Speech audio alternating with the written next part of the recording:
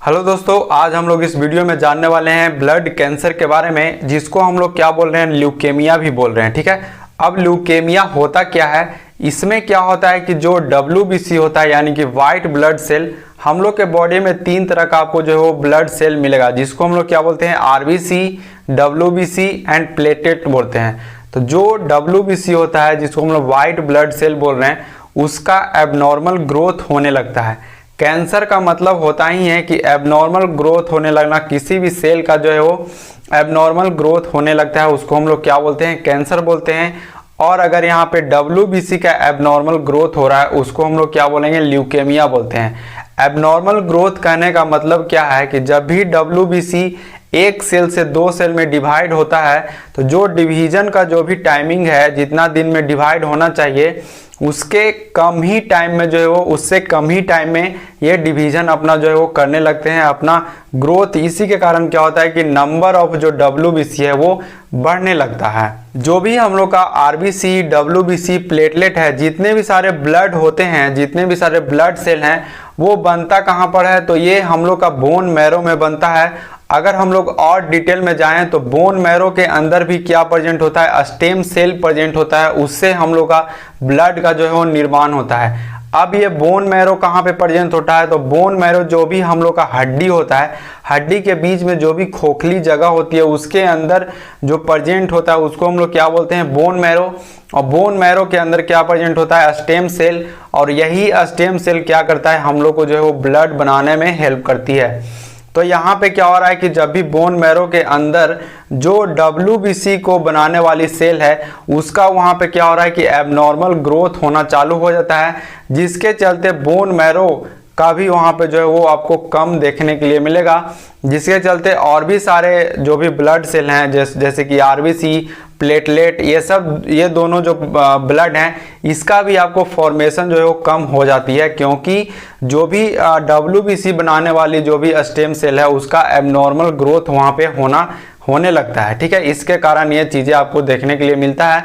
आप लोग सिंपली समझिए कि जो ल्यूकेमिया होता है यानी कि ब्लड कैंसर होते हैं, उनमें आपको WBC का आपको जो है वो एबनॉर्मल ग्रोथ आपको देखने के लिए मिल सकता है।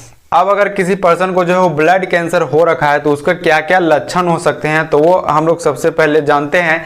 तो उसके जो भी स्किन है, स्किन पे क्या रहेगा, आपको जो है लाल कलर का आपको जो है चकत्ता देखने के लिए मिलेगा, pinkish reddish, pinkish brown, pink brown colour का आपको जो है वो लाल चकत्ता आपको देखने के लिए मिल सकता है। हो सके तो वहां से जो है ब्लड भी डिस्चार्ज हो सकता है। ठीक है, और सेकंड चीज क्या रहेगा कि आपको लाल लाल टाइप का जो स्पॉट देखने के लिए मिलेगा, जो भी आपको स्किन है या भी पूरे बॉडी में भी आपको देखने के लिए मिल सकता है। सेकंड चीज क्या रहेगा कि जिन लोगों को जो ब्लड कैंसर हो रखा है, यानी कि WBC का क्या हो रहा है, यहाँ पे अफेक्ट हो रही है, तो आपको जो रिस्क ऑफ इन्फेक्शन भी आपको बॉडी में जो ज़्यादा आपको देखने के लिए मिल सकता है। इस टाइप के पेशेंट में इन्फेक्शन बहुत ही जल्दी होता है, ये बहुत ज़्यादा ही बीमार पड़ते हैं इस टाइप के पेशेंट में।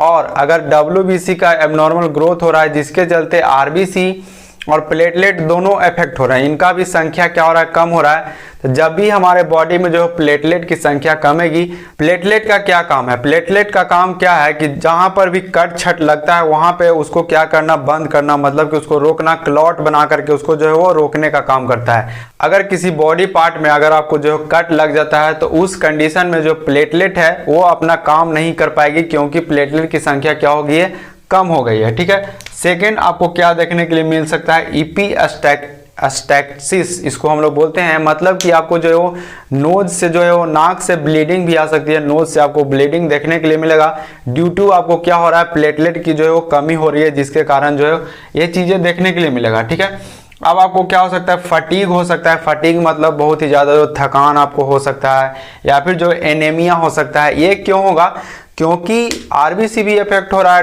प्लेटलेट भी इफेक्ट हो रहा है। ठीक है, तो RBC का भी प्रोडक्शन कम हो रहा है। तो RBC का क्या काम है, RBC का काम है कि वो ऑक्सीजन को जो है हमारे सेल तक पहुंचाने में हेल्प करती है, और ऑक्सीजन की हेल्प से हमारी सेल जो है क्या बनाती है, ऊर्जा बनाती है, जिसको हम लोग एनर्जी बोलते हैं। तो जिसके चलते कम RBC होगा तो ऑक्सीजन भी क्या होगा कि सेल के पास कम पहुंचेगा, तो उस कंडीशन में ऊर्जा कम बनेगी बॉडी में, तो आपको थकान देखने के लिए मिल सकता है। और आरबीसी की संख्या कम होगी तो आपको जो एनीमिया की बीमारी होगा और आपको जो वीकनेस भी देखने के लिए मिलेगा। वीकनेस क्यों होगा? क्योंकि हमारे शरीर में जो ऊर्जा की कमी है, यहाँ पे आरबीसी का जो कमी हो रहा है, जिसके चलते आपको वीकनेस भी आपको देखने के लिए मिल सकता है। वेट लॉस भी आपको हो सकता है, ठीक है, वेट लॉस भी देखने के लिए मिलेगा। आपको जो भी पेन ज्वाइंट है, जितने भी सारे बॉडी में आपको ज्वाइंट है, उस एरिया में आपको जो बहुत ज़्यादा पेन देखने के लिए मिल सकता है, हेडेक हो सकता है और कई सारे आपको जो है वो साइन एंड सिम्टम देखने के लिए मिल सकता है। अब हम लोग बात करते हैं कि जो ल्यूकेमिया है ये हो क्यों रहा है, इसके पीछे क्या रिस्क फैक्टर हैं, वो हम लोग जो है वो चलिए जानते हैं। तो यहाँ पे आपको अगर कोई वैसे पर्सन है जो क्या हो रहा है कि रेडिएशन से बहुत ज़्यादा एक्सपोज हो रहे हैं, जैसे कि एक्सरे करवाना और भी कई तरह का जो रेडिएशन से एक्सपोज हो रहे हैं, तो उनको ये बीमारी होने की संभावना हो सकती है। और जिनको क्या है स्मोकिंग बहुत ज़्यादा करते हैं, उनमें ये चीज़ें देखने के लिए मिल सकता है। और जो है केमिकल वैसे लोग जो केमिकल वाले जो भी खतरनाक केमिकल है उस एरिया में अगर काम करते हैं, उसके एक्सपोजर से भी अगर जो है वो क्या हो सकता है ल्यूकेमिया यानी कि ब्लड कैंसर की जो है पॉसिबिलिटी हो सकती है। अगर वैसे पर्सन है जिसको बहुत लंबे समय से कोई वायरल इन्फेक्शन हो रखा है, वायरल कोई भी जो बीमारी हो रखी है, उस कंडीशन में भी आपको ये चीज़ें हो सकती है, ठीक है। नेक्स्ट क्या है कि ऑलरेडी किसी पर्सन को जो कैंसर हो रखा है किसी भी चीज़ का और उसको कीमोथेरेपी वगैरह चल रहा है, उसके साइड इफेक्ट से भी आपको जो है वो ल्यूकेमिया आपको देखने के लिए मिल सकता है। अब नेक्स्ट बात करें कि अगर जो किसी को फैमिली हिस्ट्री है, मतलब कि उसके फैमिली में किसी को जो ल्यूकेमिया वगैरह या फिर ब्लड कैंसर हो रखा है, तो भी ये आ सकता है। नेक्स्ट हम लोग बात करें तो जो भी ब्लड कैंसर यानी कि जो ल्यूकेमिया है, इसके आपको कई सारे टाइप्स देखने के लिए मिलेगा, जिसमें से जो फर्स्ट टाइप है उसको हम लोग क्या बोल रहे हैं, एक्यूट लिम्फोसाइटिक ल्यूकेमिया बोल रहे हैं। इसमें क्या होता है कि जो भी हम लोग का लिम्फोब्लास्ट सेल है वो अफेक्ट होता है।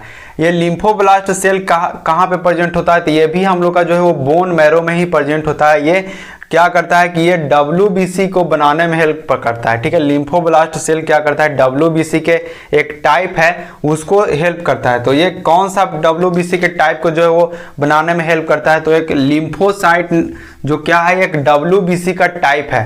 WBC के आपको जो है वो वाइट ब्लड सेल हैं, उसके कई सारे आपको टाइप्स देखने के लिए मिलेगा, जिसमें से एक टाइप है जिसको हम लोग क्या बोल रहे हैं, लिम्फोसाइट बोल रहे हैं, ठीक है। इसको क्या करता है, अफेक्ट करता है, मतलब कि लिम्फोब्लास्ट सेल अफेक्ट होगा तो लिम्फोसाइट सेल है उसका भी क्या होगा कि आपको कम देखने के लिए मिलेगा, फॉर्मेशन कम होगा।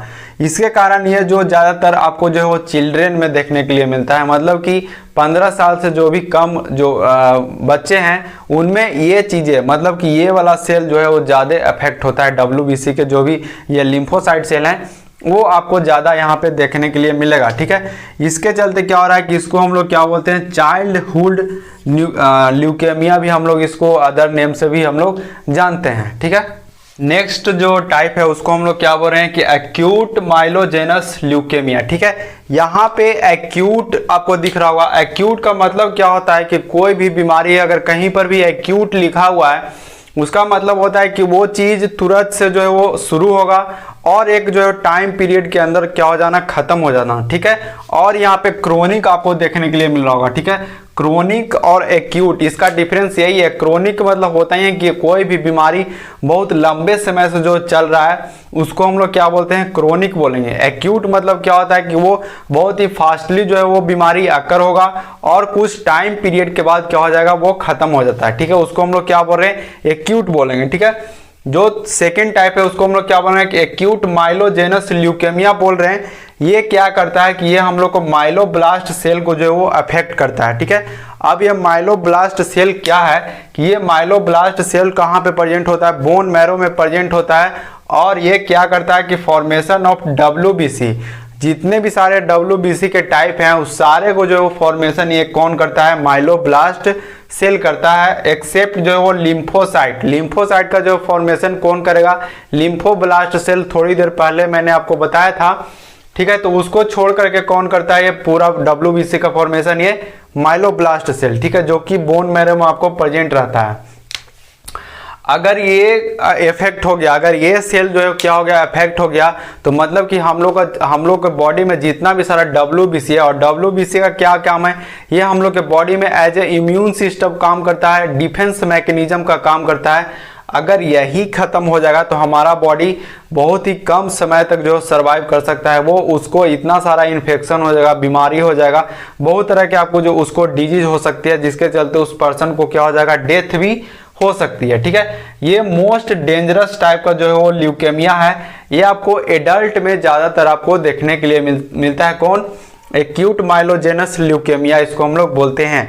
और जो थर्ड टाइप है उसको हम लोग क्या बोल रहे हैं, क्रोनिक लिम्फोलाइटिक ल्यूकेमिया। ठीक है, क्रोनिक लिम्फोलाइटिक ल्यूकेमिया बोल रहे हैं।